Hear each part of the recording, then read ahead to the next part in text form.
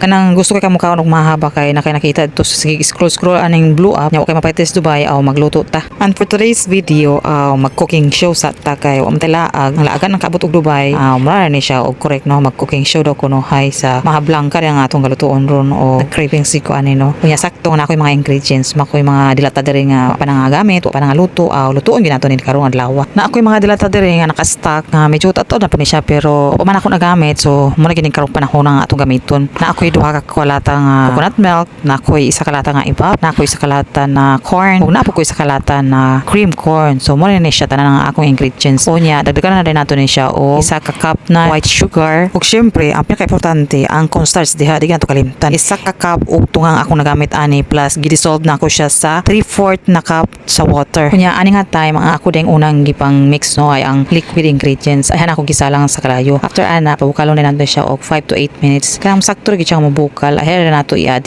ang na-dissolve na cornstarch. Kunya while ko napabukal ana nagkudkod na ko aning cheese na atong Pasko pa man siguro na ako nin last nagamit. Katunga ra siya ang akong nagamit so nagi ko'y sobra. Nya mugahin naman po ni sa rep kung padugayon ni so nagamit ra gyud siya karong orasa. O di ba? Bukal na gyud siya. So mo rin ni siya nga ako ang cornstarch. O di ba? Ako na siyang dissolve sa water tas okay na siya may height dahil na siya isagol dito sa nagbukal na nga kataog mixture sa inani siya ang technique para di manghawi ang imong kamot. Unahan gud ninyo og pabukal ang liquid nga ingredients. Iulahi gud ninyo og sagol ang cornstarch kay maglisod naman dayon ka kay kung imo na siyang i-mix tanan di man gid nimo siya pwedeng dili nimo kuraw-kurawon minuto-minuto. Di siya pwedeng maundangan ang pagkuraw kay di siya ma-even o di siya mapantay ang pagkaluto. So isa sa mga technique ana is iulahi gud ninyo og sagol ang cornstarch pero dapat na dissolve na siya sa water. Di ba dali ra kaayo. Pero dapat ang pagbuhos nimo sa cornstarch sabayan nimo sa pagkuraw nya hinay-hinay gid siya no. So seconds to 1 minute ra gid siya nagsticky na gyud dayon ang akong mixture. So pinakahina na dayon na siya nga kalayo kay masunog man siya sa ilalom. So after mga 3 minutes ana siya nga paday nga pag-ukay aw luto na dayon na siya. Haon na rin nimo kay mga na dayon. Takaon na gid ko ni ani ako ang Maha Blanca o di ba easy ra kayo siya nga pagkahimo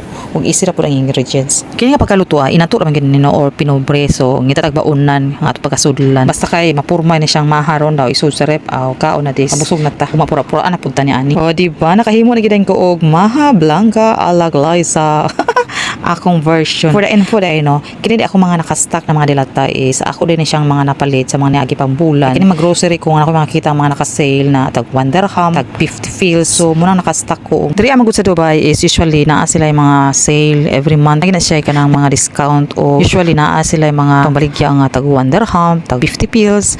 So ang 1 dirham is equivalent to 15 pesos. So diba? Save kaayo. So kugi lang gyud ka mamalit o kugi lang gyud ka magsuri-suri kung asa ang naka-sale. Makatipid gyud ka diri sa Dubai UAE. So mga ang abroad diha kung ingon man nga kanang daghang kagikaon or daghang kasi kagluto pero ang tilo di ana so para sa ako ha nakasave na gyud ko ani kay pila ra man pud ako paliton di man gyud ko palit ana mga mahalon no pangita gyud ko og sale kay basta man lamang no makasave ta so ginawa ko kapait man gyud ang trabaho ni nga abroad kay maingon man og adunahan lagi tas kaon dari kan nambok man pero naka-sale di ito o diba tipid tips. And that's all for today's video og today's ganap sa buhay as an OFW. Daghang salamat sa pagpananaw og please don't forget to follow, like and share o comment po diha si isa lang ba. And thank you so much and this is Glyza and this is my vlog.